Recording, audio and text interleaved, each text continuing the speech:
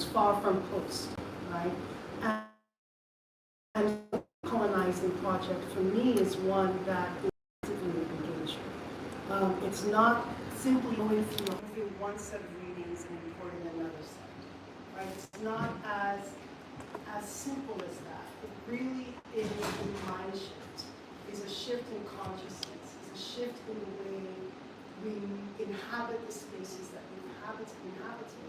It means shifting the room around, literally in some cases, and beginning to start from other vantage points, allowing other voices to come to the fore, recognizing also that we can't just simply take away without the dialogue. So, for example, with Nelson, Lord Nelson, sorry, with the statue and various monuments, we saw in the early, about 2020 or so, a whole movement to move these monuments, these public monuments, out of our vision, out of our kind of landscapes, but without, in my mind, thorough enough conversation as to why this needed to take place. So it's seen as, oh, we're moving you and putting us. And it's not just a matter of swapping places. What are we doing in that in terms of elevating another set of narratives, not to the idea of dismissing the narratives that came before, but recognizing that these narratives never got beyond the space to exist, and to create a platform for them to actually be present, enter the consciousness of the public, so that dialogue can ensue. So for me, decolonization is part of that act of recognizing what has happened, and it is a corrective, reparative parallel.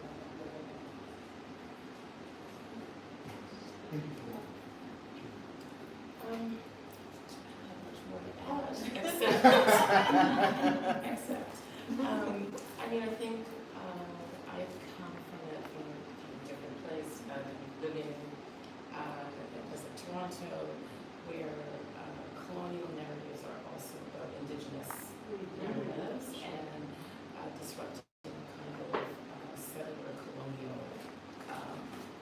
larger narrative that is embedded in everything, every institution in a place like Canada, and definitely in an institution like the Art Gallery of Ontario, and any museum actually in Canada is built on those narratives of empire, of course, violence in all of its forms, and I include in that the violence of extraction, always. So when I think about what decolonization or the decolonial means for me, specifically as a curator working in spaces that are actually often violent in terms of the ways in which the culture, creates a constant barriers. So when I think about our collection, when I think about exhibition making, even down to the public that we serve, who is coming in to see what exhibition, how are they engaging, the kind of surveillance around Black and brown bodies. It's kind of overwhelming. It is not simple, as we say, in terms of what is the actual rupture. So I'm always thinking about what my practice as a kind of rupture, as a kind of intervention in the colonized culture that continues to exist, and not simplifying what that rupture is. And so for me, what this exhibition is actually, and I'm sure we'll get to it, is that rupture. Because it seems very nuanced, but in fact, it actually packs quite a punch, because even the medium of photography and its development is completely ruptured with a show like this, right? Who's behind the camera? Who are the subjects? What are the objects that are being used to kind of, again, decolonize even the medium of photography in the 21st century? So I think there's so many layers to what the colonial means, what decolonizing means, and sometimes I actually think it's an overused word. And I kind of have to think about, well, I don't have an answer to what the other word is actually, but maybe it is about the kind of transformative power of creative expression in all of its permutations. I guess I'll leave it there. Thank you for that. Lisa. Well, for me, I mean, wow. First, for me, decolonization is a really personal thing because, and I'm going to go in a different direction from my other two colleagues on the couch here. I wanted to be seen. I wanted to be seen.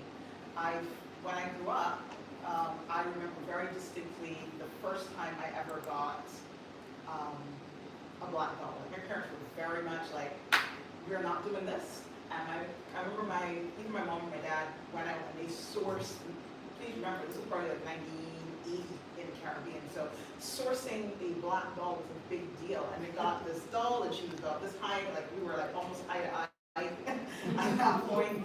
And it was the greatest thing ever.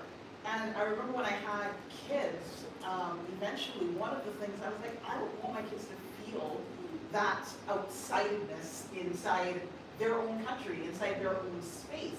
How are we still living in a space that is so colonized by outsiders? How is this still a thing? And I remember read lots of, I was a reader, still a reader, and all of the books, nobody looked like me, nobody felt like me, nobody was telling, even when they were telling my stories, they weren't really my stories, it didn't feel like me. It definitely felt like these were other perspectives being presented to me to absorb, to then reflect back so that I could be a good, so that I could be what other people wanted me to be. So through my art, I decided this is not how I wanted. Colonizing it for me was making art that was me, that my children could look at and see themselves in.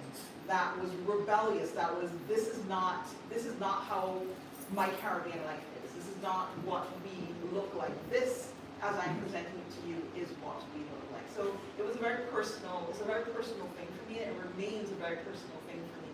That is the ownership of who we are as Caribbean people, and presenting it in ways that prioritize and center us, rather than in ways that aim to make people who are not from the region comfortable. So that's it. Now, there's a reason, there's a madness to my question.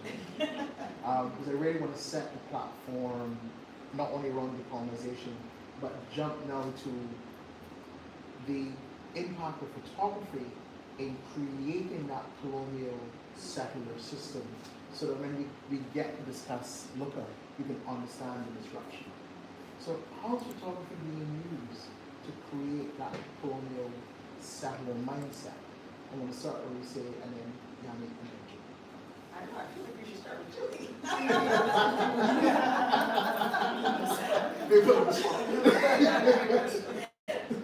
Okay, but I think I'm going to start with very briefly, and then it's such a big question. It is. So we know that photography comes to the region soon after its development in France. So let's say 1839-ish. Before that, it was lithographs, and then of course the medium.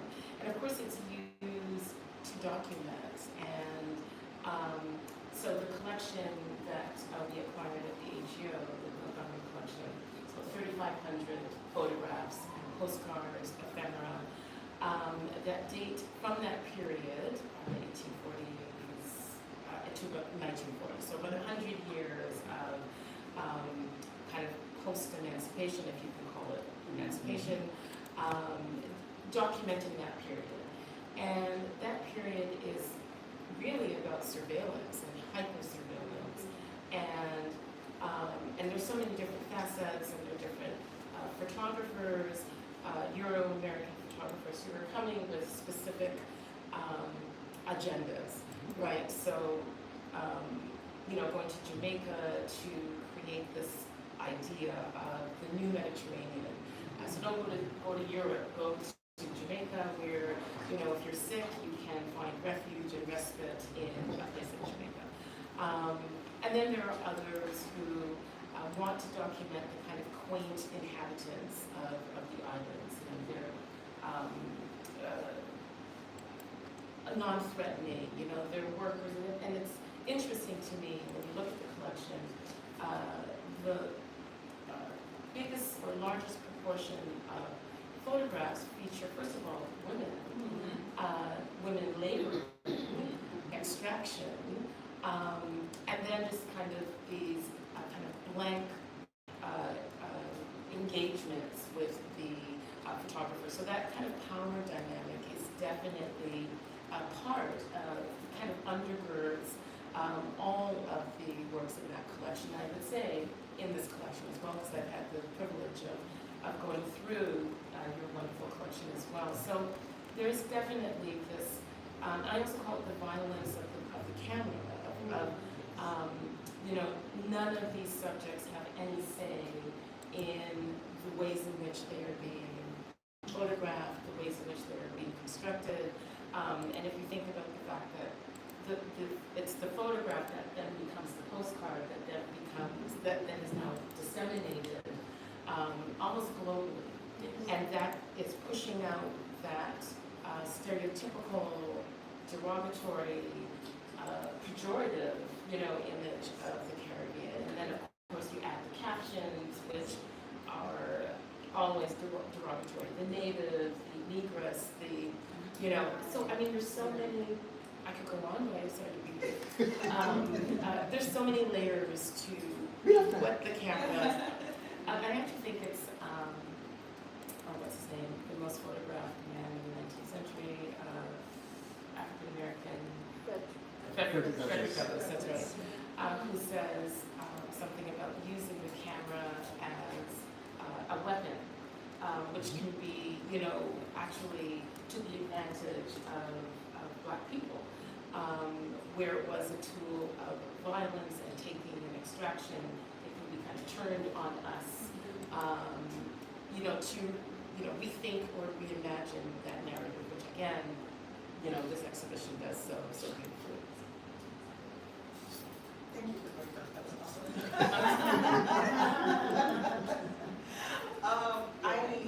I absolutely love all of that, because that is also what I talk about when I speak with my students about how the birth of photography and the end of slavery in the Caribbean are two things that are inextricably linked, and you cannot get away from those things because one colored the other, literally. So we have all of these images of the Caribbean. I mean, before there were paintings and drawings and lithographs, but the immediateness, the relative immediateness of the photograph was something new. And as Dr. Crooks has said, when we were talking about, when people were talking where to go, because we wanted to get away from the damp of Northern Europe, first they were going to the Mediterranean, but given that slavery, they no longer had that economic engine of slavery in order to fund their cities, they had to find a new engine. And the way to introduce people into this new engine, tourism really, was to take photographs and to show how all of these islands are safe. And all of the natives are happy. And look, there are workers, they're workers. And it's almost like, and look, there's a lady with bananas on her head, and doesn't she look lovely? Sure, you can come and, almost like you can come and pet these people. And that's what, that pejorative image was definitely how we were perceived. We were not people. We were kind of like the flora, we were the fauna. We were the fauna within the Caribbean. And that is often, that same photography, use of photography is also why even now there is this global sense that if you've been to one Caribbean island, you've been to them all. It is sun and sea and white sand, and everything is the same, and the people are the same, and the culture is the same. Whereas we who live within the Caribbean territory understand that people from the Bahamas are very different from people who are from Jamaica, and people from Antigua are not the same as people from Trinidad, that there's a wide range of culture. But colonization has actually created this image of us that isn't really us, that doesn't actually center us. And that is why we have to decolonize. That is why we have to open our voices and speak up, so that we can actually be present in these narratives. And when we consider how the engine coming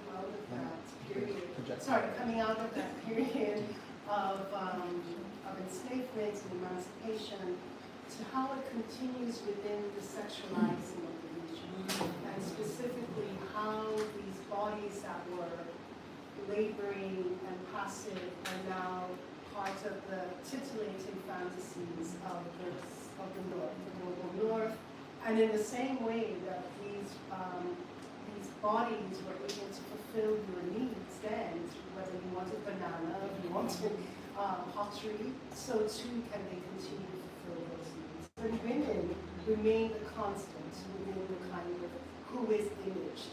And while you would find a few men, banana man being that kind of archetypal figure, the woman's body became essential and still is. And it's interesting to see how young people use cameras today, or their phones, shall I say.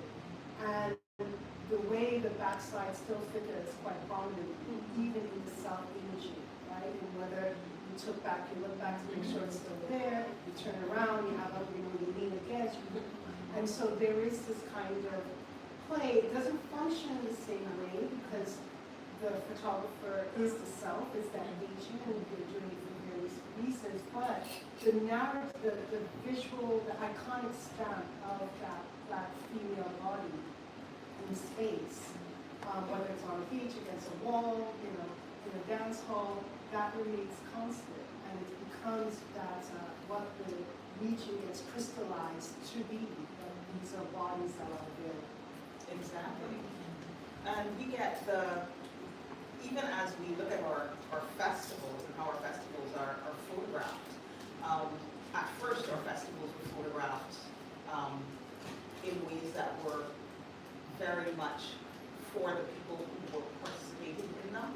And I find that as we prioritize, again, as we reprioritize a gaze that is outside, we now have imagery of the Caribbean and of Caribbean people that still prioritizes the global North, the beauty ideals of the global North, as interpreted with Caribbean bodies.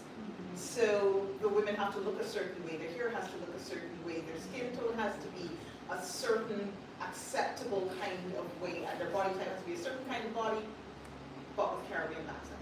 We accept that.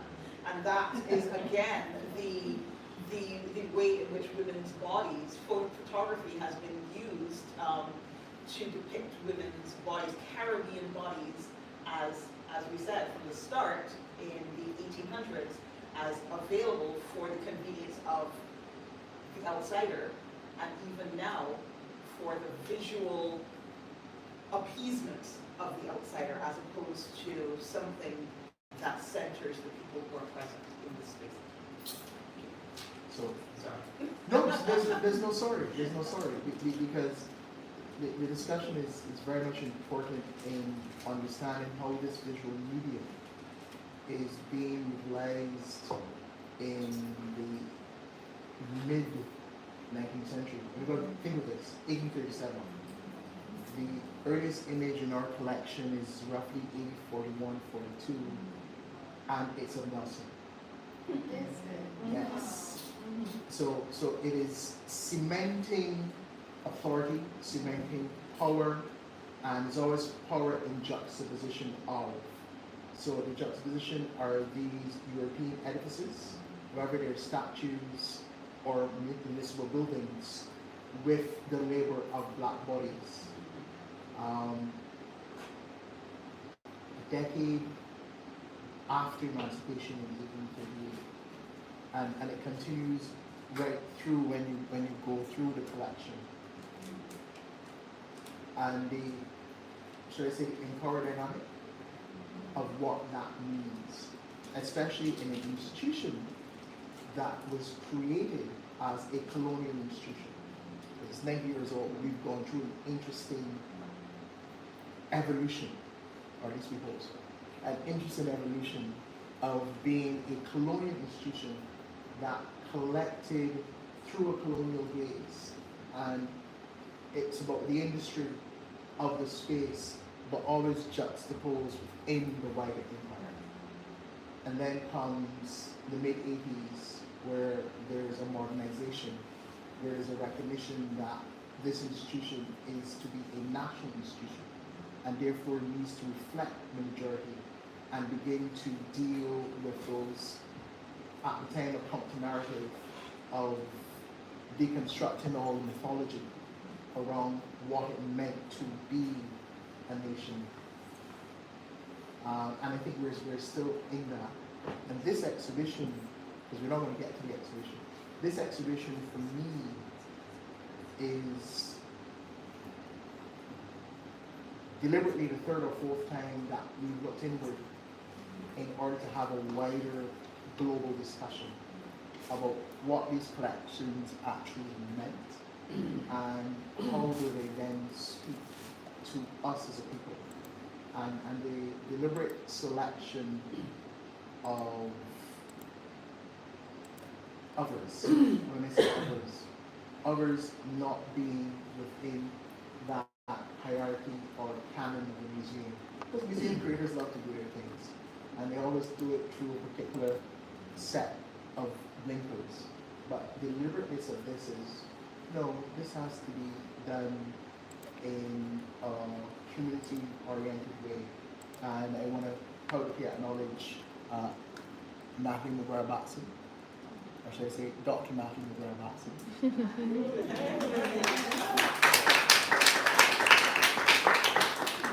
and her work on that community engagement that allows for us.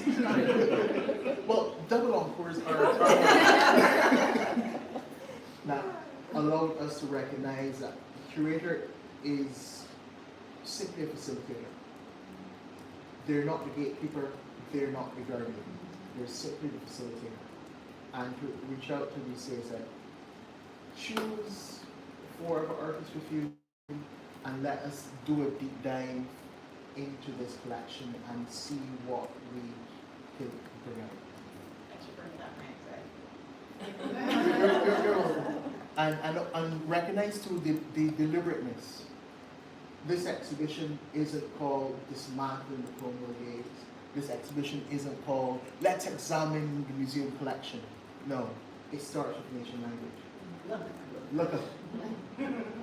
Which for Barbadians has multiple uses. Look up, see me here. Look up, wait. You need to really stop.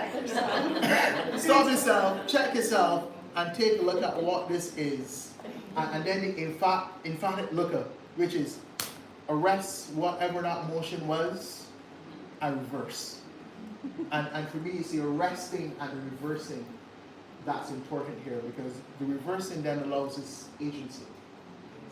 And I really want to get into that. And this one we'll save for last, because clearly she already knows what the question is for those who've come and seen it, what has been your reaction to the exhibition and what do you think it's trying to say?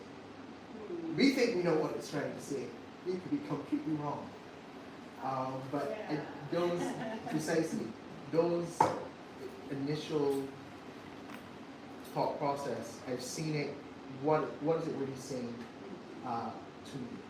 And I'll start with Julie, who saw it this morning. Just saw it. Versus Yannick, who saw it a year ago. So I want to enter into that discussion. And then based on what you say, to bring Resale on the spot. So what is it you're trying to do in lookup? So my caveat is I actually just saw it. It works in.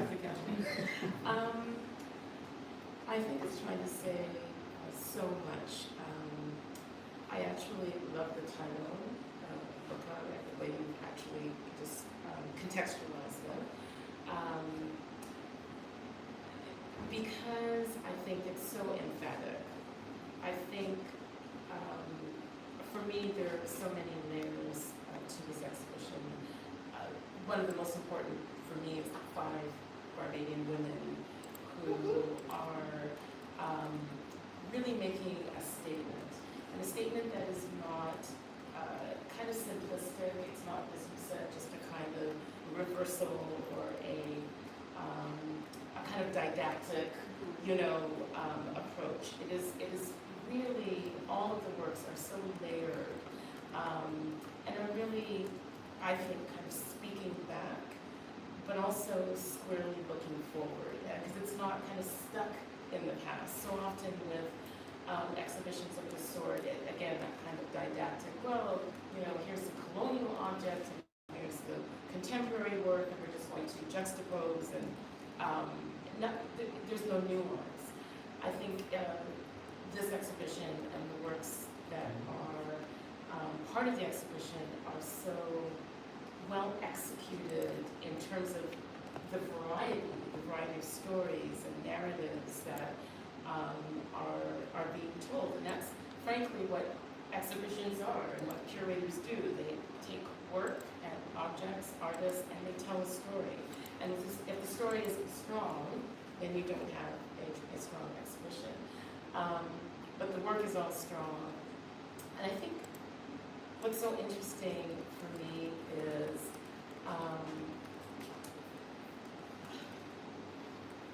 I don't know, it's very difficult, again, to distill these large problems, if you will, of colonialism and decolonizing and making ruptures and interventions. But I think for me, and this is the way I like to work when I'm thinking about either decolonizing a collection or mounting an exhibition that has as its kind of grounding, decolonizing or transforming a collection or an idea or a theme. The idea that, I just lost my thought, it was such a good thought. It's gonna come back. But I think it is so, it's so personal, I guess. I think this is what I'm trying to say. It is so personal. I remembered it. It's personal, but also when you're dealing with collections, one of the ways that you can disrupt is with contemporary and modern kind of interventions. Yeah, because I think you said this earlier. The dialogue for me, you just can't have. Yes, I guess you could have done an exhibition with just the objects, and then talk about the history of the collection, the history of photography in the Caribbean, and focus on collection practices with in this institution. However, that dialogue for me allows the viewer a really particular kind of engagement, looking at the object made in 1860 or 1870 or even turn of the century, and then a contemporary artist who's responding.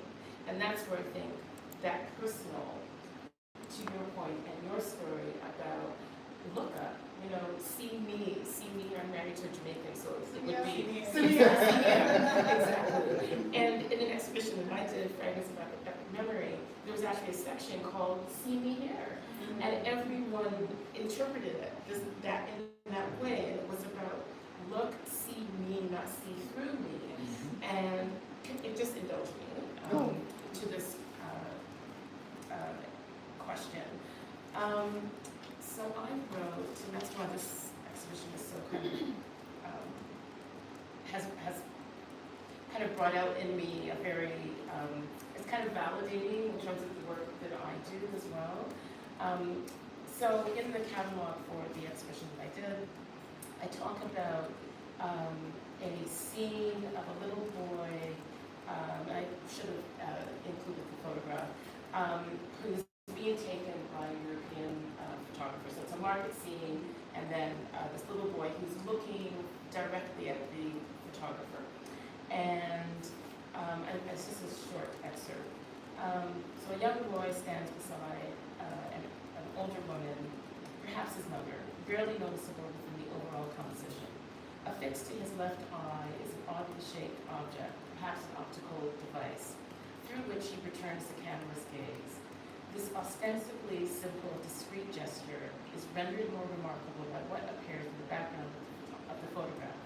Clusters of women, vendors, and customers move with vitality and purpose, unaware that there is an encounter unfolding in the foreground. For the photographer, the boy would be incidental, irrelevant to the overall scene. For me, however, the power of the boy's enigmatic gesture of recognition or refusal is undeniable. For me, this is the focal point that translates. The boy concentrates on making himself visible by returning the photographer's cold, all-encompassing gaze. Anyway, that's all I wanted to. So I think this is, for me, really the crux of this exhibition. Thank you for that. And in fact, it kind of, no pun intended, it's the nail on the head in terms of deciphering visual. Yeah. It isn't always the forest that you see, but what are the minute trees and leaves saying within these captured imaginaries, some of which are discreetly modeled, some of which are deliberately modeled, because when you go through a lot of the postcard collections in the region, after a while, you begin to recognize faces. You know, some photographers are taking models in. We use that word in a nice way because they might not have been models. We don't know how they were paid or coerced, but they're being dressed up in different costumes.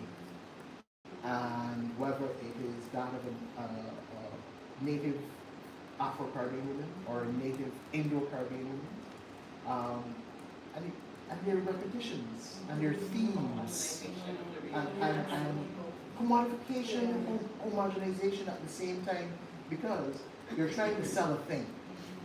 And here is this, I don't know, plastic paradise.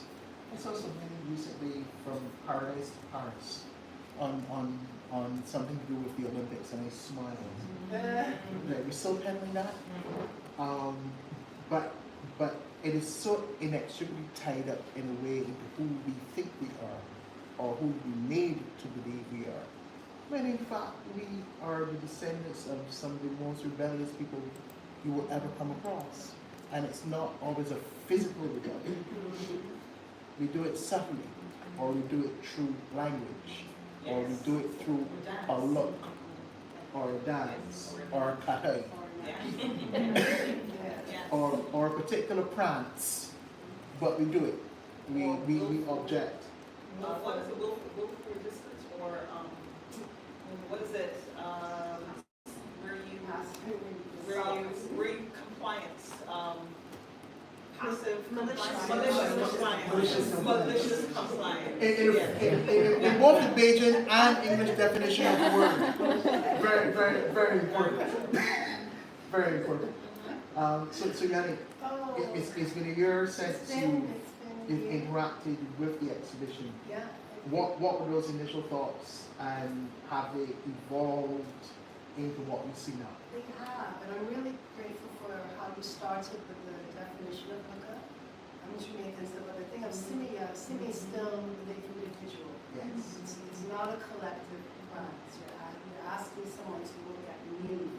Whereas hookup, and when you went through the different layers of what it represents and means in Barbados, is genius, actually, because it is more of the collective, and I see the work of the collective from the very beginning, from the very time I had a set of students from St. Martin going through the collection, And what's powerful about the collection, so I'll start with just the postcards and then move into the exhibition, is that they, or in this moment, it lends itself to interpretation. It lends itself to wanting to say, oh, wait, there must be another way. How do we begin? And to see these young, students from St. Martin embody it and use their bodies to counter it, to interpret what they were seeing, but then to begin to turn the lens, turn the gaze back. And that beautiful moment when Sonia stepped in to take a photograph. So, and they became the photographers of each other. And the faces they were making that was revealing the pain. So in their performance, they weren't the winking, smiling, passive, givers of information and of their image. They snarled, they made furious faces as they were being photographed to begin to really push back against the gaze. And so this exhibition has been tremendous as a teaching resource for me. And I've had some of the most brilliant classes. In a way, I kind of want to throw it back to my students and say, so what do you think? Because I was trying to remember all of the essays. I mean, the level of engagement from my level 3 students, my upper level students, when they came to this exhibition. So my thoughts are mixed up with their thoughts because they wrote so brilliantly on this exhibition because it hit them. It was a course called Black Popular Culture. So they've been reading stuff on, Harlem Renaissance. They went through Black Arts Movement. They went through these various epochs of artistic efflorescence across the diaspora. So they were charged, and then they came to see something like this here in their backyard, and they were just floored. They were really blown away by, first, that these were all women. They were moved by that, beyond just, oh, we're just going to put some women there. These were, because they were able to see that women were the subjects for so long, and here they were, the operators of this space, they were creating the narrative of which we were now being asked to ponder and asked to be in dialogue with. So as a teaching resource, it's been instrumental. I think within the Cultural Studies Department, at least 3 of the courses we offered this last academic year brought classes in, full conversations, papers, final projects. So it created a wonderful resource for me as an educator. Because there were just so many layers of which you could be explored at, from the level of art history, within photography, the history of photography, from the aspect of colonization, from that of looking at the Black subject, the whole idea of the gaze, linking it to tourism. So it really allowed for a wide spectrum of conversation to ensue, even beyond what was imaged. Environmental degradation. I mean, it was looking at these various conversations that were great to just behold and see students come alive through the visual. So, as a person who teaches Caribbean studies, Caribbean history and culture, the visual hasn't always been part of our conversation. It hasn't been. The work of Krista Thompson really showed this brilliantly to begin to put the visual up front as equally as important as the text, and what do we do with the visual as an archival, a kind of tangible materiality of a card, of an image. How do we begin to tell a different narrative? And it has, I think, piqued their interest to actually look back at the Ruinas images of the indigenous populations and begin to engage. So what Luca has allowed me to do in my class is been able to bring in more forcibly other images to begin to amplify Caribbean historiography beyond text, to begin to say, let us look at how we come to know the Caribbean, not only through the written word, but what is it telling us through what has been iconicized through image. And let that stand equally in conversation with the kind of archival, literal documents, and begin to have a much fuller, and I think more not just authentic, but a fuller and more honest depiction of the various layers of which we can begin to talk about this region. And also looking at it beyond in a comparative way, right? So what would Luca look like if it goes to Trinidad, when it goes to St. Martin, when it goes to Jamaica? How does it look in these different contexts? Is it looking the same? What are the aspects that might be slightly different? And so it does allow for that. So my experiences of it were, I was delighted, of course, but really inspired as a pedagogical tool. I was really moved by what it offered students and what it offered researchers and what it offered teachers in terms of how we begin to look again at this region. No, thank you. Before we get to the say, the thing I'll add to that is the visual is inextricably tied to how we've created the imagination of what the Caribbean is. We need to remember that when these Europeans first came and they went back and they sought to raise the capital to come back again, they used the visual. But it is such a ubiquitous visual that we don't see it as a work of art, and that is a map. The dictionary definition of a map is the three-dimensional representation on a two-dimensional surface. But it's more than that. It is about aspiration and advertisement. There's a particular reason why maps were drawn the way they were drawn, and why particular sea monsters were placed where they were or not. And when you look at Ligon, for those of you who are interested in Caribbean history, Richard Ligon's published in 1645, but pen and written in the late 1630s because he lived here in Barbados. Early history of Barbados, nice words, but look at his map. The map is everything. If you've never read his book, but you saw that map and it said Barbados, it tells you where it is, how big it is, and this is how the island is shaped, these are where people are living, and then there are intriguing characters. It leads you to a place of mystery one, to be explored two, and you should get there now. Which is in fact what the entire book was about. Because that is then used for people to say, oh, I want to go and buy some shares in a company and I want to move there. This is a place that is ripe for exploration, exploitation, and as a second son, let me make as much money as I can. Yes. And we keep updating those visuals and maps to the point where other people come out and you can actually get an artist like a Brunius who will now paint for you, oh, this is what it's all about.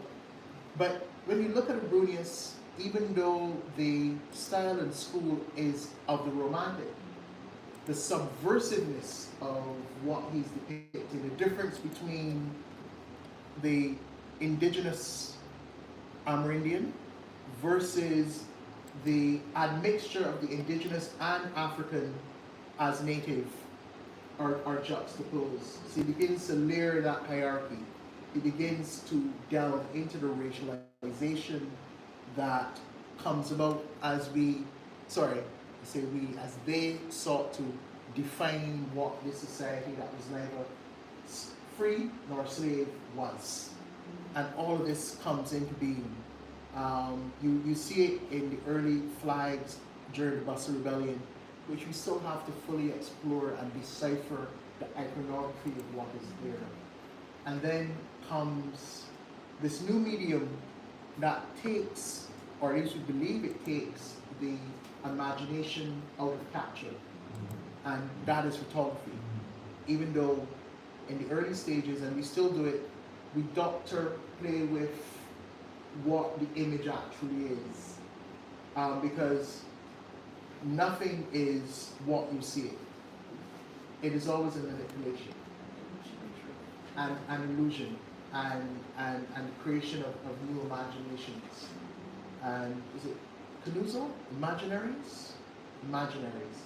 Which for me is stuck in my head 30 years after I read it, because that is what we do. We create imaginaries around these images and all that they seek to impose on us. And then you have these 5 young artists who are then asked to, how do you respond to this? And I'm going to bring Reese. I know that after lunch we're really going to investigate and interrogate the artists. But in this decipher individual, we've got to bring that mindset into play and in a way set the foundation here. Excuse me. What were your initial thoughts once you've seen the work and had to go through? They went through about 6,000 postcards before they, pulled out the ones that they wanted to interrogate. Eventually. One, so it's a twofold question. One, how did you arrive there? And two, what was the message you wanted the person who would see the final work to leave with? I don't know if there are any other artists besides Lisa in the audience, but artists can be very procrastination. We tend to, a lot of stuff tends to be left to the very last minute. It always feels like the creative process gets stuck and you can't get anything out. So when I first saw, eventually, it's always, there's going to be a lot of eventually, and Natalie knows what we're talking about here. When we got together, we looked at the postcard collection. There was a lot of, yes, we like this, we like this, we like this. We're pulling out stuff, and eventually Natalie says this, we gotta narrow it down, because the pile was not really getting any smaller. As we looked at stuff, it was a lot. And when we eventually managed to narrow down our choices for what we wanted to respond to,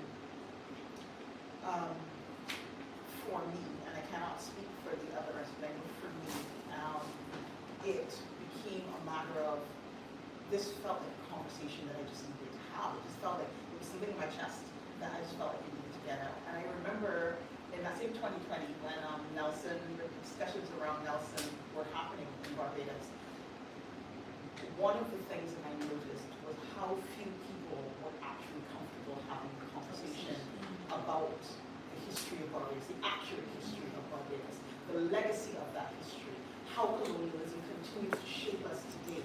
People were very, very resistant, and I don't necessarily mean only the people who had direct connection to the planocracy, but even people who were not so directly connected were defending the resistance to actually having an honest conversation about it. And that kind of had sat as a little ball in my chest for quite some time.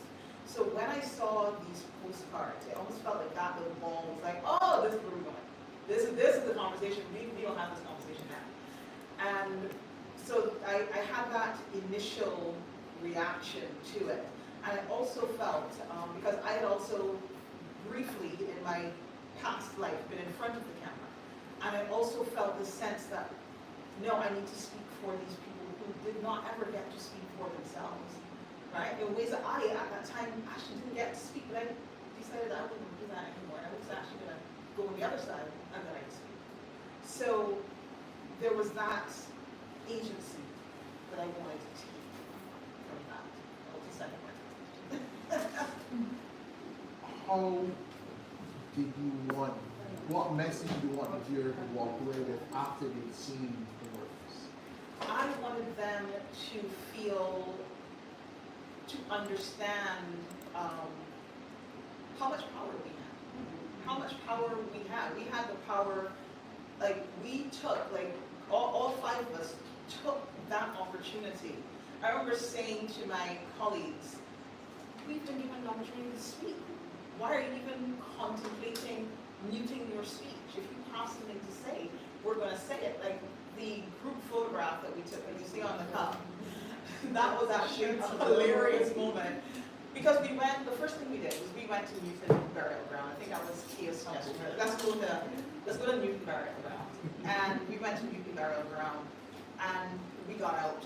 And without thinking about it, I think everybody who was immediately on the scene, we had maybe water. First thing is we poured a little water on the ground. A little water on the ground.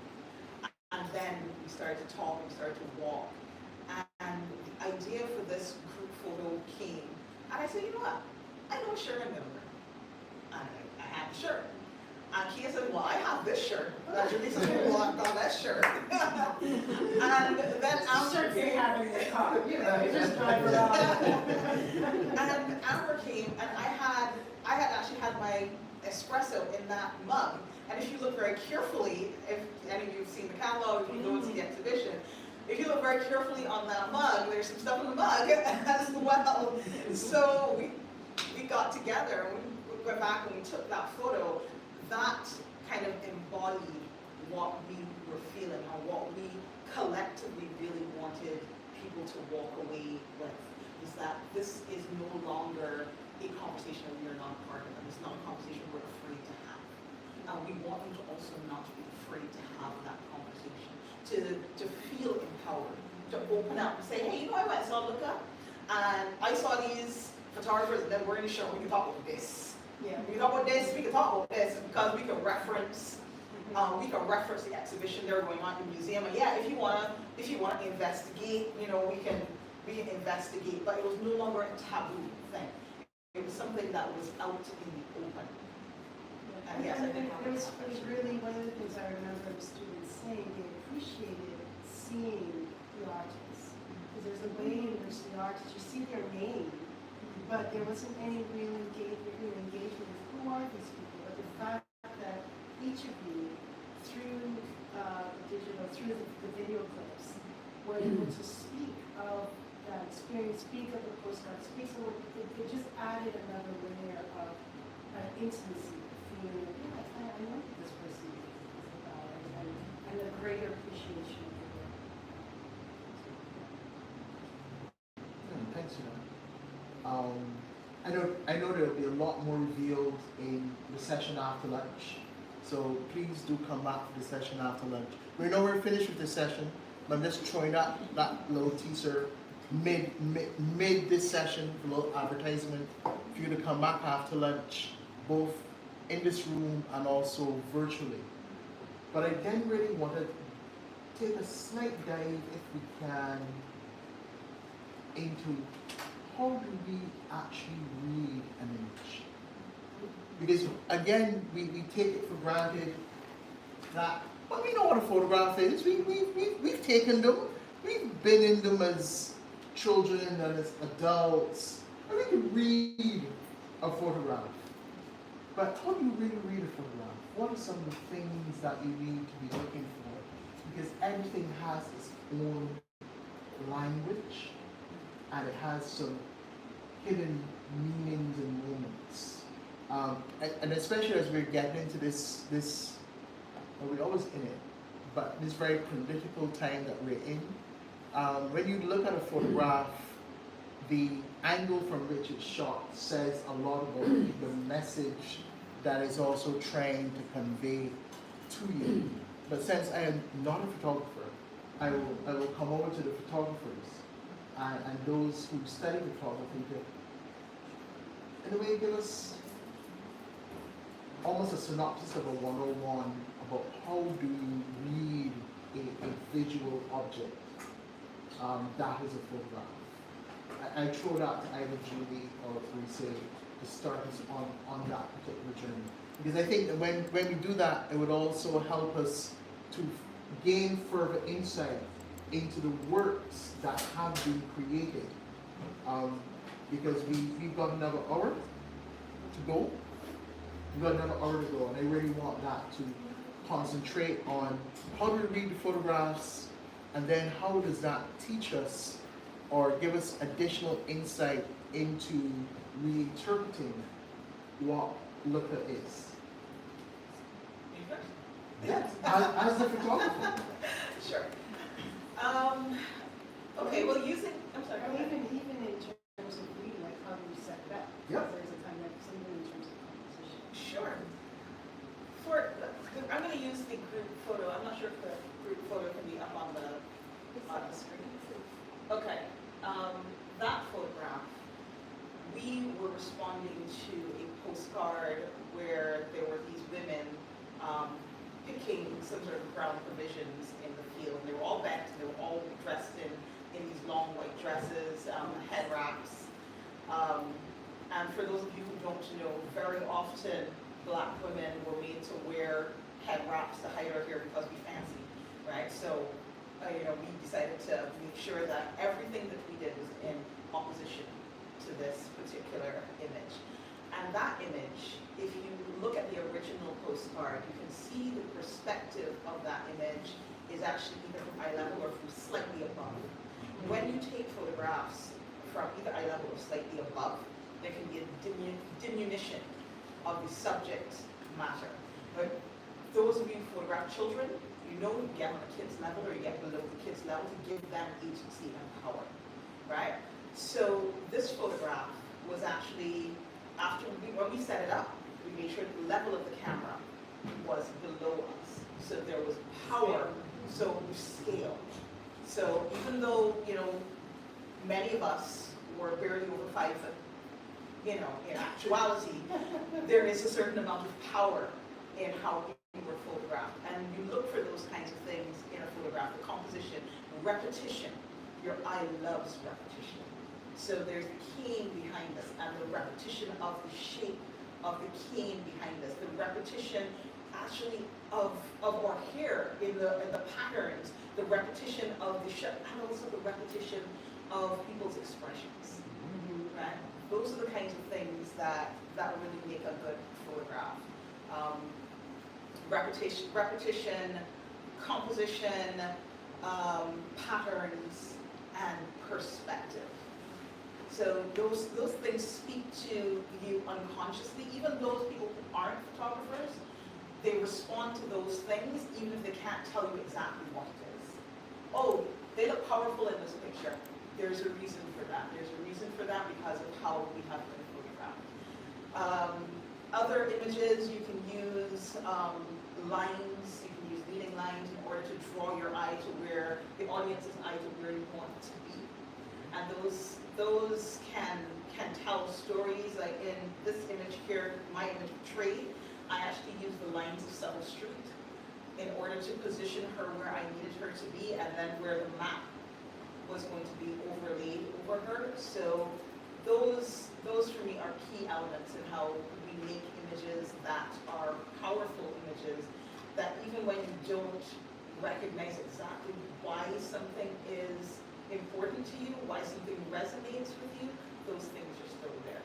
I have been a photographer, yes, when I say over 20, Kevin, over 20 can mean a lot of things. You mean 20 exactly. A lot of these things come instinctively. I don't think about it.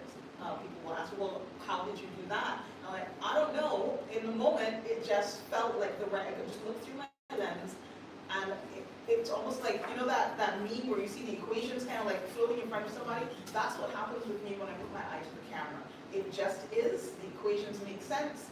I immediately shift my body to where it needs to be, the angle it needs to be, and I can compose and I can make it happen. That is from me. When being a model for her, it's quite acrobatic. She's like all over the place. So that's what makes an image for me.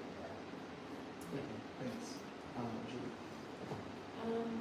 I just love that you started with that and with this image, because I have an image that Natalie's going to bring up that really powerfully tells the complete polar opposite of what this is. So if you go to, it's this one. So you see the difference. Yes. Your photograph, as you say, speaks, if I was to read it, power, agency, more importantly, self-fashion. The t-shirts, absolutely, the hands that can move, which I also think is a kind of subtle gesture of resistance. Sometimes I see that. Absolutely. And the perspective, the photographer, probably European, is more interested in the windmill, in the fields, in the economy of the sugar cane that is going to be made into refined sugar, rum, etc. You're interested in the women, in who they are, in seeing themselves. And I would love to see, and again, not to simplify it, the kind of engagement by students or anyone who looks at this photograph and then takes a look at that photograph. You don't even have to know a lot about photography, the history of photography, the history of the Caribbean, anything, to see how different these two photographs are. From, of course, two different eras, 100 years later. But the power in this, it's visceral.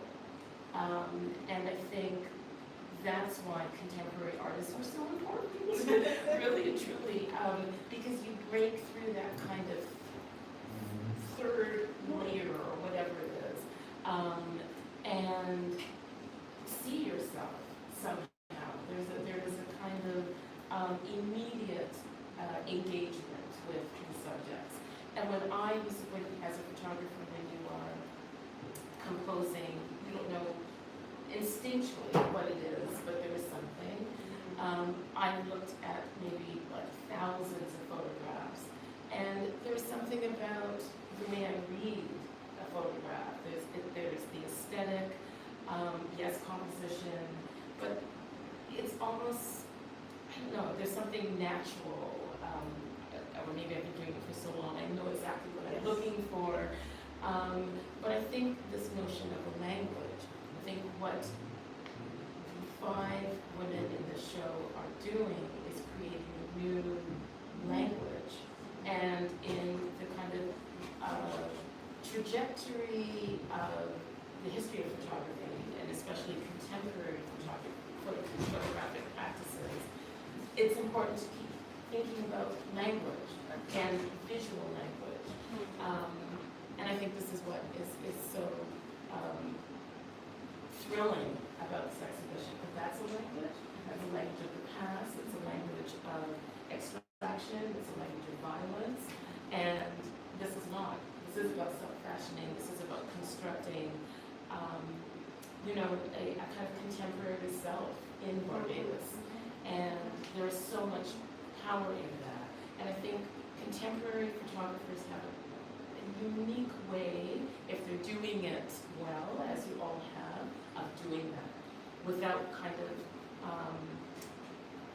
lessening the impact and creating, again, this kind of didactic, aesthetic. I think the expressions, and we can say strength all the time and it becomes, kind of overused, but it is so important to kind of keep thinking this way, especially now, more than ever, to create, and it is more than representation. We use that word a lot too. It's more than representation. It is really finding a language that befits a history, history of photography, but also the history of an island nation. And that's where there's not overused actually, I think, to kind of keep thinking in that way. So I saw this last minute as I was leaving, and I thought, oh my goodness, what a wonderful conversation actually And there are is things that happening. they share.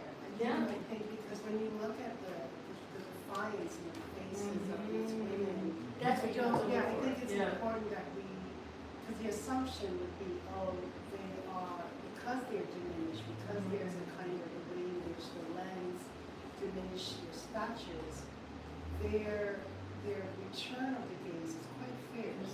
None of them are smiling, none of them are giving into, and so there is something that I think when we look at the passage of time that connects the women of today with these ancestral matriarchs who held ground and stood their ground even against all odds. Absolutely. And how do we also begin to resurrect that history and recognizing the agency that existed even within this period of time, right? And so to see this and to see how they're looking, the cut eyes, all of that, their whole demeanor is saying, it's communicating that level of existence. Absolutely. Which is powerful. There's also So then can in that talk about the ideation itself. Yeah. There's also just something I want to mention briefly. In terms of self-visualization, Caribbean women for a long time have had to present or hear in a certain way. And when we took this photograph, one of the acts of resistance was really just to present her hair how we wanted to present her hair, without worrying that, oh, we needed to have, our hair making an appointment to get hair done, and it had to be, and whether it's not even a matter of whether it was straight or it was just a matter of, there's always this idea that we have to be constrained. Like, I think Jaleesa had an afro pick in her hair at one point, because she was like, yeah, I'm picking this out at one point. Kia's hair was just up, and it was just how it was, and there was a freedom in that. And I think that that is an important thing to visualize for Black women, and to visualize also for young Black women. Because I always think about when I'm creating an image, what are the younger people coming up behind me? I'm creating that image for them so they can see themselves, so that they can be free. And they can see what freedom looks like. And they can, because when you can see it, you can imagine yourself in it. So wait, these are professional women? All of these women have jobs? Yes, they do. Right? This is what we look like. And so you can look like that. I wanted to be able to express that. Right, Jaleesa? Jaleesa's over there, right? Now, I want to explore that a bit. Yes. Freedom, ideation of self, freedom. How are we, outside of this, how are we visually representing that? How is that running itself through the images in the exhibition? Okay, I can speak. I don't want to speak on Jaleesa's work because she's sitting right there. I think that Jaleesa will have the opportunity to speak on her own work. I think that, sorry, you gotta give me the question again, but I break this one. Freedom, How are we free? Not only how are we free, but how is the theme of freedom and the ideation of self runs through the works of art that we've all seen and looked at, because it comes out in the group shot. I mean, comes out in series. It even comes out in the reverse. Yeah. So obverse is one thing, the reverse is another. Yeah. This is also speaks of freedom. So where is this running through the thread of the exhibition? I'm going to jump in. You're going to jump in? Okay, no problem. Because I have a few images in my mind, and again, one of the ones, I can't remember who the artist is, so it's of the pottery, and the broken shards, and she changes her Yes. life. So that kind of reverting of the gaze, so you look at her backside and all of the broken shards of the pottery. I'm also remembering the students' essays, a lot of them actually powerfully impacted them in that level of that willful destruction of something you created with your own hands. Yeah. So here it is. And being able to say yes. Yeah. And So- being able to say, no, I'm not giving you this. I'm not even going to give you my face, my Yes. face. You're not going to have it. And that being an incredible act of freedom And resistance. resistance, but how the two become intertwined. Like to step into one's freedom or one's sense of freedom. I'm thinking now of the work of Ronaldo Wall, that Canadian, Barbados Canadian critical thinker, and when he talks about the idea of movement, he says that the long emancipation moving into Black freedom. And there's so much movement in this piece, where you're seeing her skirt wraps on, her skirt is in motion, the pieces are splattered on the ground, and she is carving out that sense. If she could walk through that galvanized, we call it paling. Yeah. If she could walk through that, she's already in motion, stepping out into something beyond, not being circumscribed by her condition or by what you might think she needs to be or what others might need. And this sense of will, I think, is very powerfully communicated there. And whereas this provides a kind of, it's more forceful than the subtle gaze of your model, where she looks back at you, and where honey's her honey. Yes. She's pure honey, and she's slicing through everything. In the way that she steps into that alluring, feminine, and whole space, but making me recognize that I'm not the same. Yes. You want some of these products, maybe you can work out and negotiate the price, but this body isn't for sale. But she, in her extent, and the one who's selling sweets, the sweet ones. Yeah. Oh, and it was so right. Sweet for days. Sweet for days, right? And that plate, right? So cleavage is all up and boom, and a plate of sugar cakes. So no, I'm not the sugar cake. This is what, Yes, and yes. so that there is this beautiful play of sensuality, of which the women, the artists, the models are playing with their audience. They're alluring, they're flirting, there's an attraction. They're seeing black women as beautiful. So even if they are applying their trade by selling whatever they're making, the sugar cakes, whatever, they are stepping into that sense of ownership of body, ownership of self, ownership of their beauty, and not being afraid of their size, of their color, of their shape, but really dressing it up Yes. and making it be, just pleasing, very easy. Yeah. So let's make it It's really, where, and even for those beyond the colonialists, even for our men who might think, oh, she looked good, let me just holler after her or reach after her. And this, holding space and holding court and stepping into that sense of legality, loyalty, and recognizing that, yeah, her aura feels wide. Yes. And so, yeah, that for me, I see that throughout in different ways, right? In these two artists, in the work that they present.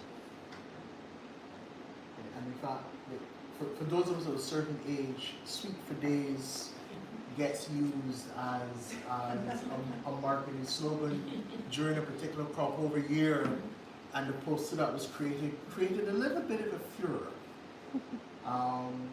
Because, yeah, literally think of a crocus bag that has Sweet for Days on it and a dancer coming out of it.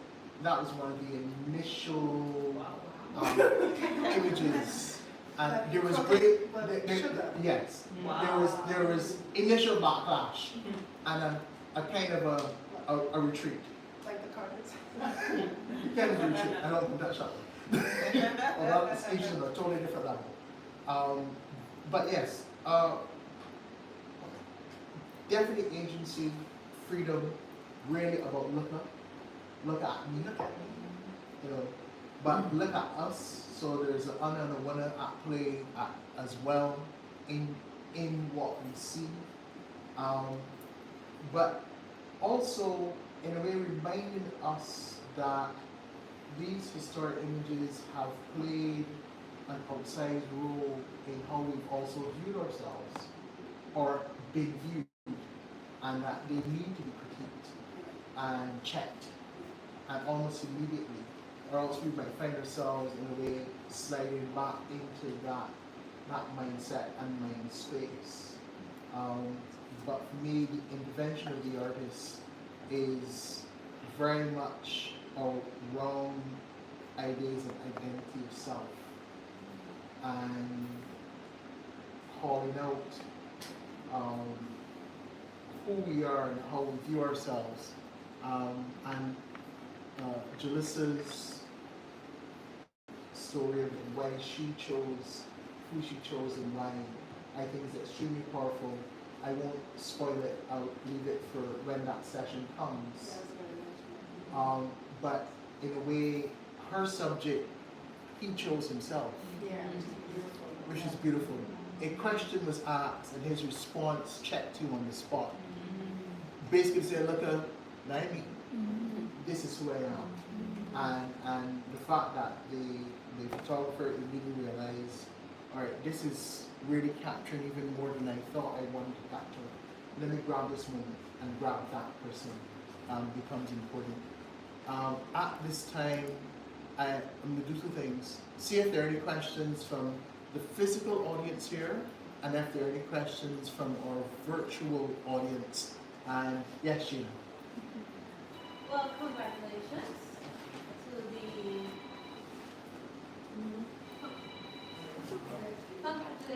the artists and photographers, and I enjoy this panel, but to be honest, I start to get pretty angry.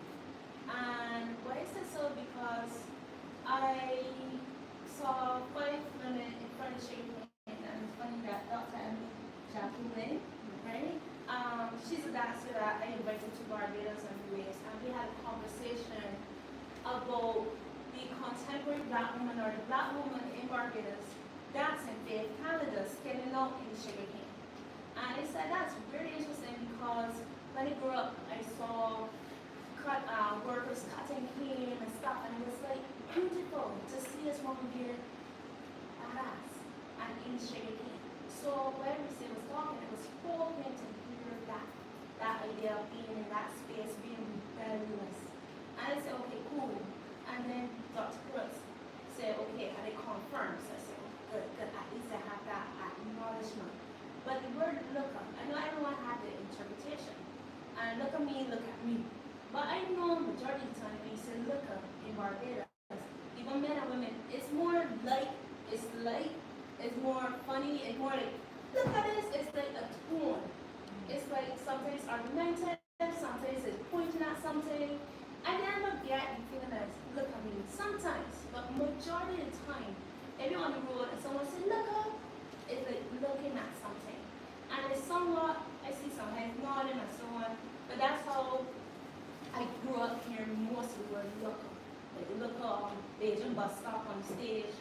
Any form of being on a stage or platform, it got somewhat of a likeness to it. Some form of gossip, some form of political stuff.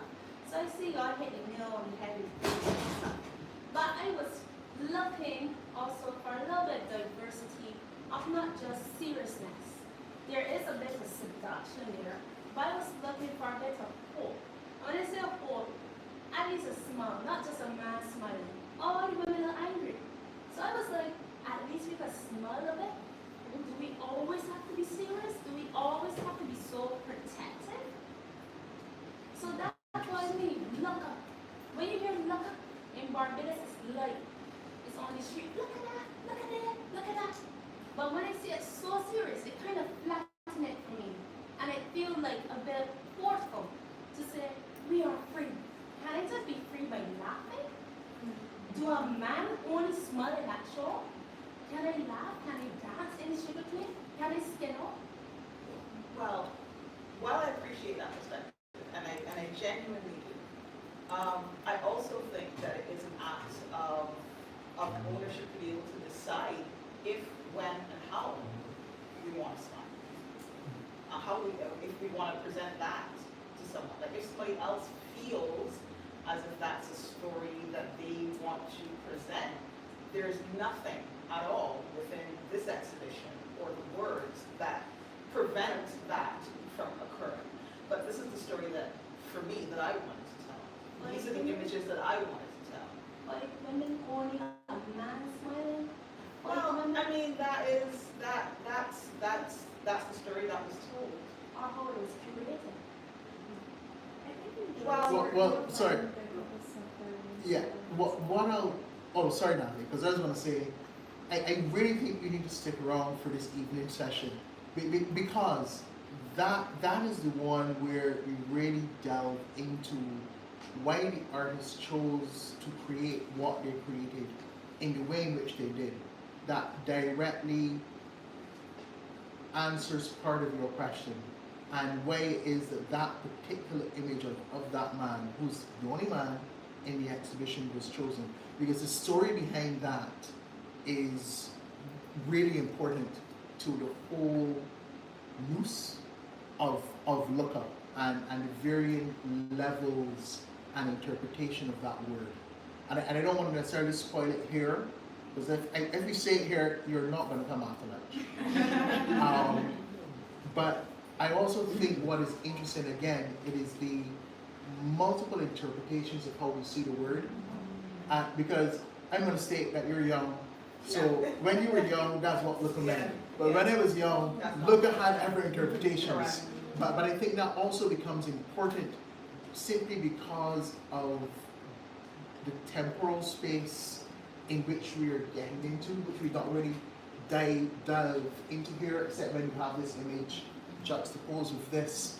There's a temporality here that we've not fully embraced, which I think we ought to, and to recognize that in understanding the time through which we're going is also to recognize how language evolves and change. It reminds me of going back to school and reading Chaucer and the discussion about the buxom lass. We all think we know what buxom is, but buxom in Old English meant obedient. It had nothing to do with shape of body or physicality. And even looker, as you said, has changed. And it's like, young people say cap. I know cap is something on my head. Cap has a totally different meaning that I did not even know. But luckily for me, I've got young nephews or cousins who tell me, oh no, but cap means lion. Huh? Really? Yeah. Yeah. But I also want to say that I do think that Joy's work was overlooked here, because Joy has lots of female smiling faces in her imagery. They do, but they feel a form of protection that we really tend to do. Ooh, They that's feel, interesting. yeah, so they still feel, they be seductive, but they still feel like a wall. It doesn't feel, it feels staged. It doesn't feel like they seduce me with their eyes. Maybe the breasts, as Danny said, but that's No, I think you're thinking of different work. You're thinking of different work. Yeah, you're speaking of a different work. Okay, sorry. Yeah. Sorry. If I could, sorry, I know it's not my panel, I just Yes. wanted to respond to one part of your comment. I think it's a really important discussion that you brought up. And I also think it speaks back to something that Kevin was referencing earlier in the panel. You mentioned that maybe it was the way that it was curated. And I understand that perspective because traditionally, even when artists are invited to respond to collections, there maybe would have been a wider selection of works that was then narrowed down for the display, or an element of the institution making those decisions on how those responses should be framed and what should be seen and not seen. I think it's really important to note that in the case of Luca, that was not apparent at all. That did not happen. All of the works in the exhibition were everything that the artist wanted to include in their responses. Yep. So it was this kind of democratizing of that curatorial authority where the institution was not editing or making any kind of decisions on a selection. Yeah. The institution really was facilitating. It was not playing the role of gatekeeper, it was not playing the role of guardian, it was simply playing the role of facilitator. Sorry. And then yes. Sorry, pointing like that. That's okay. Yes.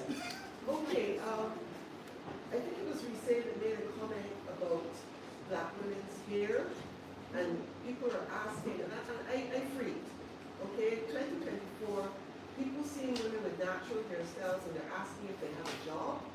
Yeah. Yes. So, Listen, or she said, look up. Because I can tell you, that look up, my mom, let me tell you, when she used that tone, it was like, look up. yes. That usually meant the Yes. slipper was coming in. Yes. So it was a different, It's quite it stern. was a different era. All she had to do was threaten me with the slipper and I would fall into my Yes. But no, seriously, again, all joking aside, that freaked me out. Because a whole lifetime ago, I was on vacation. Okay, my hair is processed. I was on vacation from the job I was working at, and I had my hair in cornrows. One of my coworkers said to me, oh, you better fix that before you come back in the office. I said, oh, really? So you know I went to have the cornrows for another 6 weeks. Because I really could not see what the issue was. Yes. It's like, you know, it's like when we forgot about hair textures in schools. Unless the students' hair is, unless they have like a Michael Jackson afro, that's about 4 feet wide, and they got curse words, cabinet, or lights or something that would distract other students from learning. I really don't see what's the problem. Is it clean? And we can get into the whole, going down the rabbit hole of what is tidy? No, not today. But thank you. I mean, that freaked me out. I'm stunned and I'm disappointed that in 2024 we're still having that discussion. Yes. Still up. Sorry, Angela. Angela, read about my names, Tony, and then I'm Tony. you're Tony. Right. Azura, right. So Angela. Okay, so good discussion, I'm glad to be here. I had to analyze based on what Sheena said. I had to think through in my mind if I ever really use the term, how often do I use the term lookup? Or if, what aspect of it, if it's more like lookup crosses, and even if I do use lookup crosses, then how often and in what context. I had to figure it out too as she was talking. I enjoyed the exhibition when I came at lunchtime, but the truth is I wanted more. I wanted more. I wanted more. And then today, I don't know, Andrew was like, Andrew, that's anxious because it's not even, you're doing the work and you want more to see it on. I never heard that. Like, all these pictures that you look through and you narrow down. I said, good. We could get more. I just kind of honestly what I was thinking, that we could get more and see more. Honestly, I wanted more. Well, my quick answer to that is this. I don't have the mind to give though. No, it's not that. Is again, if you look at what the museum has been doing over the last 5 to 6 years, we no longer do one-offs. Right. We no longer do one-offs. We do things and for about a season of 3 or a season of 5. So internally, we envision Lookup as a series of exhibitions over the next 5 years, delving into our photographic collection. Because there's only postcards. We've not touched the Gary and Tin Types. We've not touched the gelatin prints. We've not touched the miniatures. We've not touched our glass plate negatives, our lantern slides. And yeah, wow. And for us, this is the beginning. And this is the beginning of bringing in artists to review the collections, to create work that speaks in critique of and charts a new path. So for us, this is but part one of what a series of Lookup would be like, because it's important. Again, and this comes out of the fact that in any museum, what you see on exhibition is only 10% of what we have. How do we seek to make the rest of our collection accessible and visible, and how do we do it in a more democratic way that allows us to facilitate others having that intervention and interaction with our collection that can then be seen by a wider public, and to have fora like this where we have further discussions about what is there. Because museums are spaces for discussion about collections, but the collections are always invariably discussions about us, where we are and where we're going. And it becomes pivotally important, especially at a time post-COVID, where access for funding to do exhibitions like this has gotten harder. And when I say harder, you know, corporate entities aren't giving money to the arts. Unless you're doing something else, and we're not doing that. But we recognize that it continues to be important for us, or even more important for us, to be the space in which there's access, there's discussion, there's a democratization in that discussion. Who's telling, who's seeing, who's critiquing, and how do we learn from it, both physically and virtually. And the one good thing about COVID is this: we've recognized the power of going online. It allows us to reach larger audiences, but it also means that the onus is on us to listen to that feedback, because invariably we are simply helping to conserve and preserve what people have given to us, and how it helps us to tell the multiple stories and the multiple narratives of who we are as a people across time and space. So this is not the first one. So my wish would come true. Your wish will come true. Your wish will Sounds come good, true. sounds good. There'll be multiple lookers Yes, in the multiple ways, Right, yes. and that becomes important. And as I've learned, art is always about the discussion, and that is vitally important for a society like us, where it still rests with the artists to critique our society. You know, I don't want to say in a freer way, but in a much more expressive way than we are normally allowed to do. But I also want to thank Sheena for that intervention, Yes. because it again reminds us of the multiple narratives, one, demographics, two, and the fact is that we need to continually pull out what we call our nation language, because I think we've forgotten it. It was a thing in the 70s and 80s, kind of disappeared in the 90s, and now in the latter part, in the midpoint of the 2000s, we're finding it again and bringing it back out, because there's so many people who invariably have forgotten it, or don't want to hear it, or think it's old-timeish.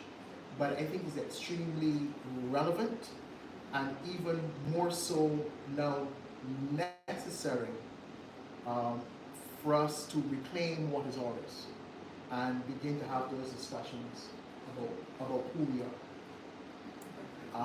And let's see, yes, ma'am. Well, first I want to congratulate the artists in the Barbados Museum for this incredibly amazing exhibit. It's just so important, and I love the images and I love the power behind it. Growing up in Canada, I can't speak to what hukka means. I know it. I mean, I'm Barbadian, so I really can't weigh in on that, but I wanted to thank Sheena for raising the issue of smiling. Yes. Because it's such an important point, because just last week I had someone tell me I should smile. Really? Yeah, and I think I'm... Worse yet, was this a man? Yes. He's attracted to her.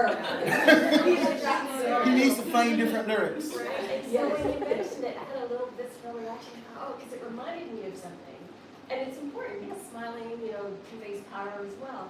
But I look at the images, I love this cover because I can connect with these emotions here, this act of defiance and rebellion. But when I look at the images, the postcards, and I think of my ancestors, this is how I feel when I look at those images. And I think of my great-grand, who I used to listen to her stories, and her stories about her mom.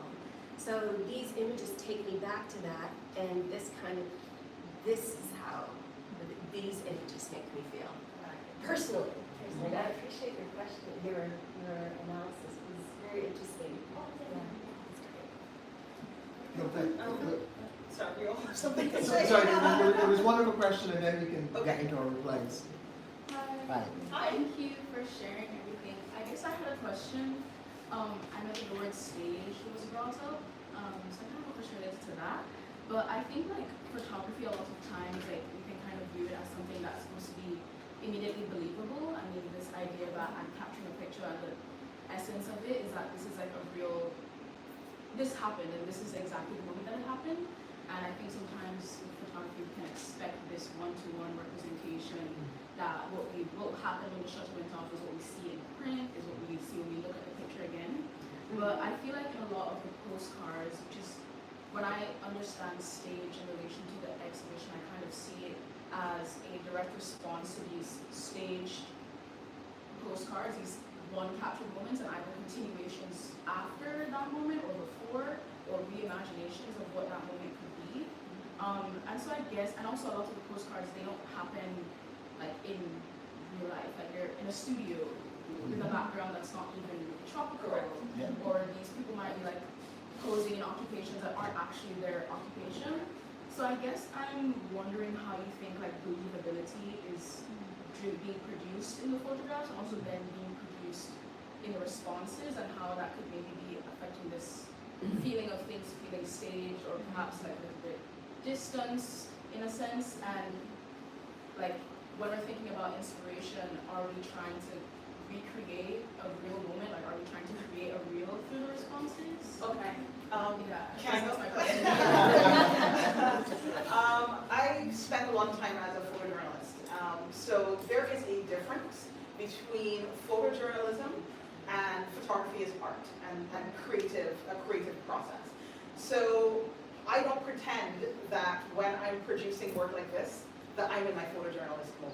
I'm in my artist mode. And so if stuff feels staged, it's probably because it is. Because we're staging stuff all the time. I'm trying to tell a story, so I am going to ask people to move a little to the left. I'm going to hide things in the background that I don't want seen, that aren't telling part of the story. I'm going to change the angle that I'm at. I'm going to use all the various tools that I have at my disposal to create a finished product that tells a story that I want to tell. This is not photojournalism, and I don't think the postcards kind of made you feel like they were photojournalism, but they weren't photojournalism then either. And I think we really have to, in the audience, as consumers of photography, learn that, I don't want to be bad because it's not anybody's fault. We have to learn that there is a difference between photography as art and photography as journalism. Those two things are different things. And if something feels like it's a little staged, it's probably because what you're looking at is art as opposed to journalism. Sorry, just wanted to, yeah. Yes. Hi. Hi, I'm just visiting, but I mean, I love the title of your work, because I mean, I resonate with that. I'm from New Orleans, and lookup is what we use all day in New Orleans, as well as the Gullah Geechee people in terms of South Carolina. I'm sorry, you're from where? New Orleans. Oh, Yeah. you use I'm lookup just too? visiting, yeah. You know, cousin, we call you cousin. Yes. So when I see lookup, I'm like, it has many meanings for us as well, but you know, I just wonder, you know, that if in this book, and which I'm gonna purchase, if you explored the etymology of the name and just the relevance of it in different parts of, you know, for slavery and colonialism. But I don't think I talked about that. Yeah, because I mean, that's, you know, if you regular just people in New Orleans say that every day, look over there, look Oh, over that's so, here. that's so Yeah. cool to know. Thank you. Yeah.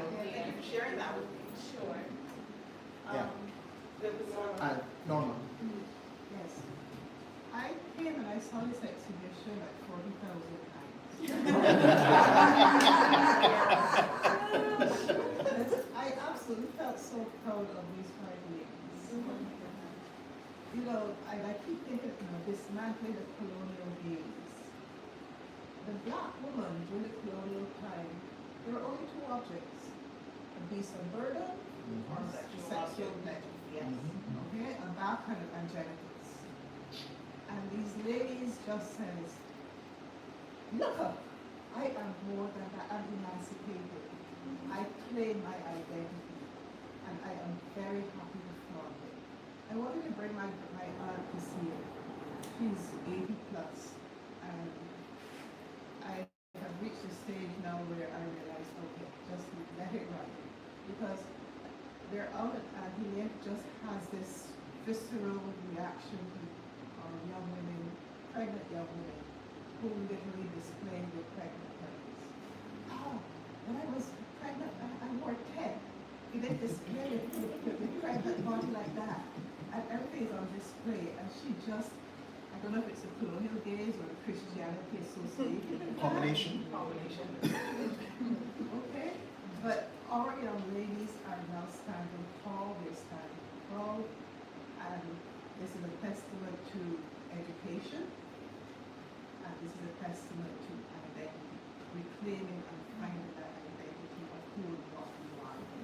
And I am so absolutely proud. I just wish this could go much further. I don't know how it can become a traveling exhibition or whatever you can do to get more young people. Norman, stop keeping at me notes. Yes, please stop. Give us something to say after. I'm done. No, I but thank you so much. much for that comment. That's really quite moving, and I'm sure that Jaleesa feels the same way. Deeply moved that so many of y'all have felt moved and touched by the exhibition, by the work that we put our heart and soul into. I wanted to, if I could, touch back on something that Kathy said, and I see it like all around the room. The freedom, like now my kids go to school either with afros, cause I will be here, right? So they will go to school in afros, or it'll be like 4 grand flats or whatever, and where they go to school they wear like shorts and t-shirts or like little dresses, and that is, and they feel comfortable in that because they see it in the images and the art that is represented at home and in the work that I create. And that is something that I want for any artist who I have the honor to touch with my hands, to feel as if they can speak, and I thank the museum for this opportunity to speak. So when we're allowed to speak as artists, that we can see that there is an impact in the people coming behind us, right? So, I thank you, and I thank Natalie and Alexandra and the entire museum for allowing us the space to have such a big voice. I wanted to just go back in terms of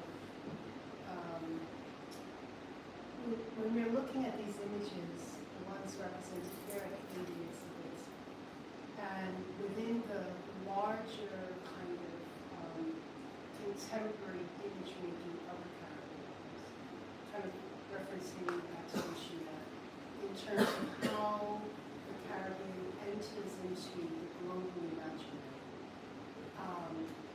There is the predominance of the smile, and there's a way in which that smile negates persistent poverty, dependency, colonial, all the kind of trappings of the persistent coloniality of which we have this impact. There's a kind of way in which it diminishes the very real reality, not to say that there isn't joy, or liberty, and not to say that we don't express ourselves in a multifarious way of the fully motive register of being human. But our capacity to always have to, the tendency to always have to be on display, too small, I think that to create a space where that is not, it doesn't have to be what we need to be seen as human, and that's really important. Yes. And it's doing a certain kind of work, and it's not the only work that is being done, because the predominant image of the Caribbean is of the smiling, go lucky, don't care about nothing, joke stop. There's a politics of desire and enjoyment, which has its place.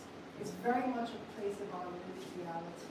But being able, specifically on the postcard, specifically when we look at where does this exhibit enter into dialogue around image making of the Caribbean, which circulates, it's important that we also see that sense of defiance as well.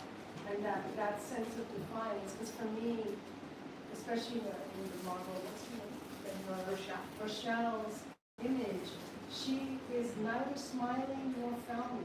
She's very neutral. And the power in her neutrality is also something that I think we also need to zone in on. And I think in a lot of the images, it's beyond the cover. When you look at the exhibit, there's more of a neutrality in the gaze. There's more of a neutrality that speaks to the complexity of the humanity of the Black subject. That's being exhibited. The Black subject being a woman who's being photographed. But the fact that oftentimes when you look at contemporary images, that Black woman is often seen in a one cast, you know? So creating a space to have another set of imagery, to invite another set of contemplations, I think is what this exhibit is doing and successful. I would also, just say that because as an artist, there's a lot of you in your work, there's a lot of me in this work.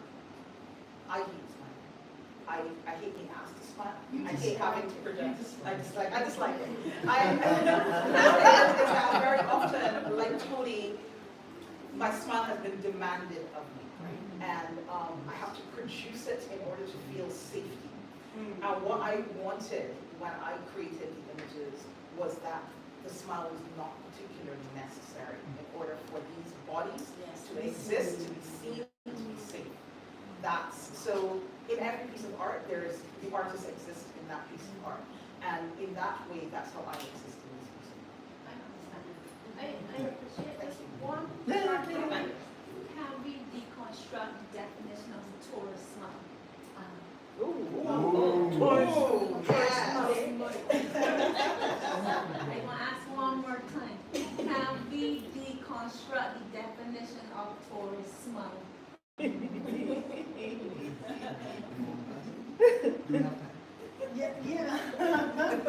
Can we deconstruct it? The definition of Taurus smile. Sorry, can we deconstruct the definition of Taurus smile? Taurus smile. The commercial smile. Okay. The commercial smile. You know, the corporate smile. Can we deconstruct it and deconstruct the definition of Taurus smile? Of course, because that is one of the modes of which, as soon as you said it, the first person that came to mind was Maya Angelou's poem that revisits the poem called Mask, and she says, we wear the smile. And so smiling and the power of the smile, when you think about Black cinema, the smile, Stephen Fisher, the whole range of actors and actresses who've had to smile to be seen, who've had to play the parts, right? So tourism is just another audience, but we've been playing the part. We play it well, right? It has been part of a strategy of survival, knowing knowing how to avert the gaze by smiling. And you see civil servants do this beautifully. You know, when they're saying, oh yeah, we're going to get this for you tomorrow. And they smile. And you know for sure that's not coming from months. You know, so I object. Right? And that smile has been. So when I say honey is our knife, that's what I'm speaking of. Yes. That we're able to use that and turn it in, that the smile is dangerous because it's not necessarily communicating What you think what it is. you think it is. I will also say, in seeing how street harassment works in the Caribbean. And I got all women like nodding already because we already know how we use the smile in order to navigate spaces and to negate threats. Right. Or So- to quell a potential Yes. kind of harmful situation. So there's the smile is an interesting thing, and it would certainly be an interesting artistic project to examine that from a visual perspective. Thanks for giving me ideas, Gina. I appreciate that. Right, there's one. I don't feel as angry now.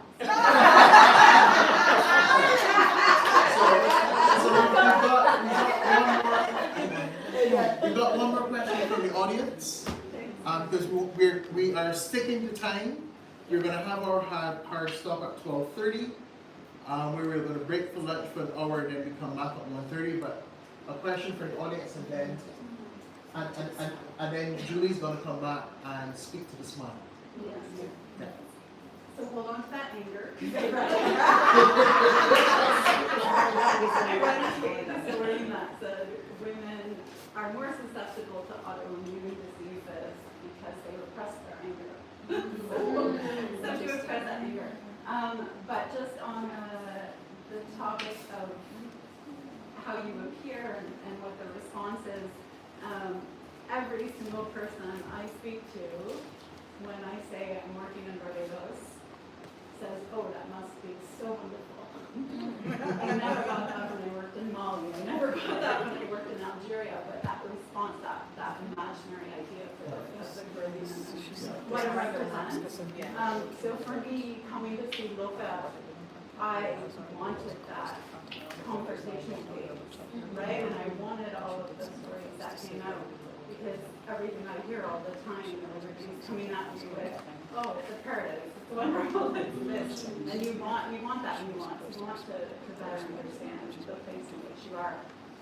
But that conversation of the hair and the dress and all of this, the other day in the office, someone said to me, and it was not me, we laughed afterwards, but I was wearing clashing prints. I had Madras pants on from Antigua and like a top with flowers on, and I love this outfit. And they looked at me and they said, Miriam, you know, in Barbados, we would choose one of those colors to go with the shirt. And I use that just as an anecdote because to me it also expresses that, you know, it's also the place in which you are. So how does not just the hair, but just the expression of Luca in Barbadian society, which does seem to have a particularly conservative and, you know, gaze. I mean, the school dress code only changed last fall. Barely. So, it just, how does that intersectionality of the place of Barbados and your expression of responding to that? Yeah, thanks, Maria. I'm going to turn to Julie. Oh, very quickly. Very It was quickly. really just another Yeah. comment on Sheena's comment about the tourist smile. I think about performance.